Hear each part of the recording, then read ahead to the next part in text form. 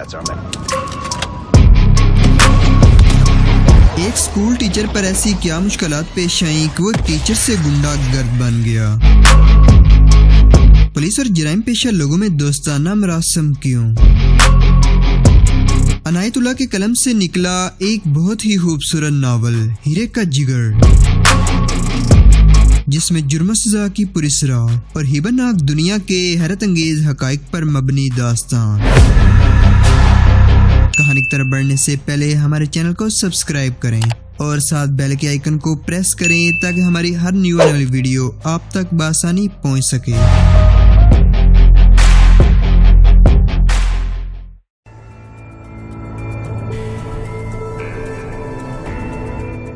جیدہ نے اس بچی کو بھول جانے کی بہت کوشش کی، مگر وہ اس کے ذہن میں نقش بنتی چلی گئی۔ جس رات وہ گجرانوالے سے واپس آیا، تمام رات بے چین رہا تھا۔ چھٹانگ بار چرس پی جانے کے باوجود اسے چین نہ آیا، نہ نیند نصیب ہوئی تھی۔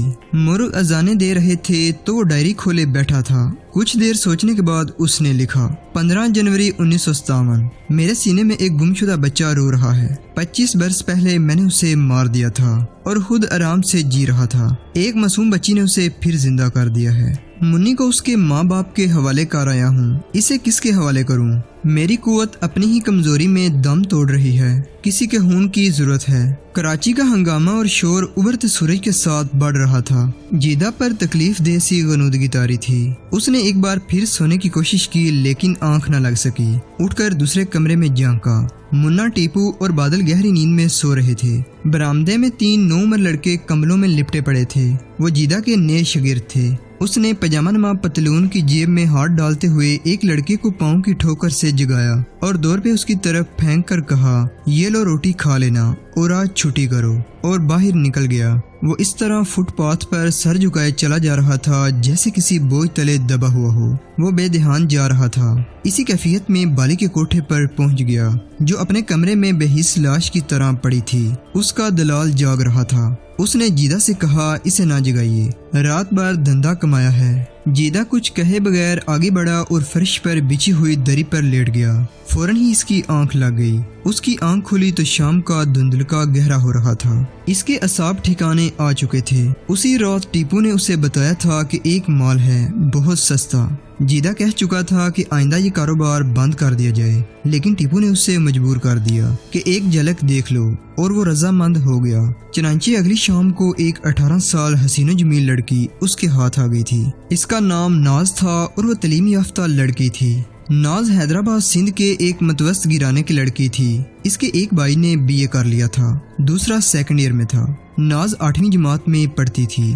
گریجویٹ بھائی کو اچھی ملازمت مل گئی اور بڑے لوگوں میں اٹھنے بیٹھنے لگا۔ حادثہ یہ ہوا کہ اس نے انگریزی تعلیم، اچھی ملازمت اور اونچے درجے کی سوسائٹی سے مغرب پرستی کے اثرات قبول کیے، جنہوں نے اس کی مشرقیت کو ختم کر دیا۔ اسے زندگی میں پہلی بار محسوس ہونے لگا کہ اس کا خاندان دکیا نوسیت کے اندھیروں میں پڑا ہے۔ کالج کے دوران اس کے شب و روز کا چکر گھر سے کالج اور کالج سے گھر تک محدود تھا، لیکن اس کے سامنے اب حدود نہ تھی۔ وہ دوستوں کے گھروں میں جانے لگا۔ اس نے وہاں ریڈیو اور صوفے دیکھے، ریشمی پردے دیکھے اور دوستوں کی نیم اریا بیویاں، سالیاں اور بہنیں بھی دیکھیں۔ نائلون کی اوٹ سے جانکتے ہوئے پرشباب نسوانی آزاد دیکھے اور فیشن زدہ مسکراہٹیں دیکھیں۔ وہ ان کے قریب پہنچا اور ان سے متعارف ہوا۔ اس کے برعکس اس نے جب کبھی اپنے گھر کو دیکھا تو جھینپ گیا۔ اس کی بہن اور ماں برقعے میں باہر نکلتی تھی، پردے میں رہتی تھی۔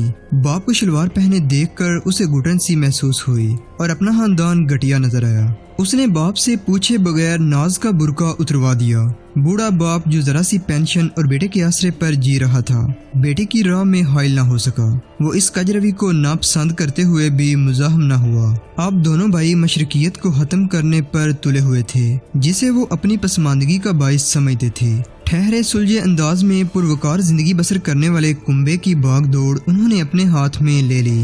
بڑے بھائی نے بازار جا کر sofa set, radio set, dinner set اور ٹی سیٹ کی قیمتیں پوچھی تو اسے یوں لگا جیسے ایک دھماکہ ہوا ہے، اور اس دھماکے نے اسے مغرب کی چمک دمک سے اٹھا کر وہیں پھینک دیا ہے۔ जहां इसने जन्म लिया था। वो बुझा बुझा सा घर लौटा, कागज पेंसिल लेकर तन्हा और इंशिया में तवाज़ुन कायम करने लगा, लेकिन वहां तो जमीन आसमान का फर्क था।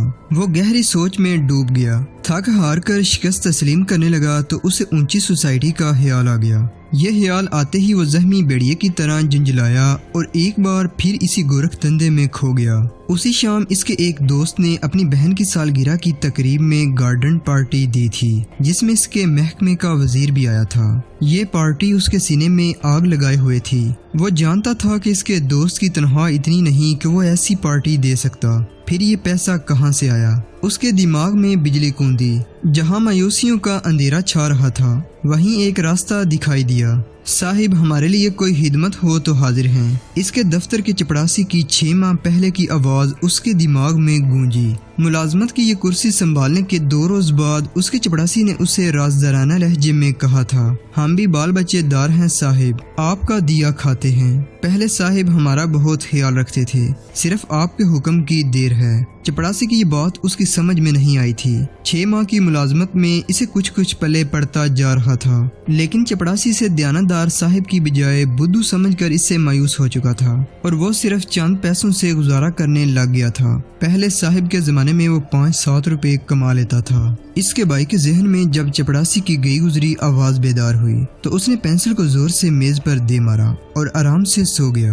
दूसरी सुबह जब वो दफ्तर में पहुंचा तो चपड़ासी को चपड़ासी की बजाय नूरदीन कहकर आवाज दी। दरवाजा बंद करवा के इसे अपने करीब बुलाया, कुछ सरगोशी की। अब चपड़ासी जो बाहर निकला तो उसके चेहरे पर पहले साहिब के जमाने वाली मुस्कुराहट फैली हुई थी। इसकी मुस्कुराहट में से एक सोफा सेट निकला, एक रेडियो, और फिर आए दिन इसमें से हर वो शय निकलने लगी जो नई तहजीब की थी और जिसके बगैर सोसाइटी में आबरू रखना मुश्किल होता है। एक ही साल के मुख्तसर अरसे में आबाओ अजदाद का सदियों पुराना घर गिरा दिया गया। पुरानी तहजीब इसके मलबे तले दब के रह गई और इस मलबे में से एक औरत ने सर निकाला, जिसका तस्वुर नाज का 300 रुपया तनख्वाह पाने वाला भाई ख्वाब में भी नहीं कर सकता था। भाई ने नाज को बुरके में से निकाल लिया और बाप को छुपा दिया। बाप भी तो पुराने मकान का कबाड़ था। मलबा हैदराबाद के मुज़ाफ़ात में और बाप नए मकान के कोने में फेंक दिया गया।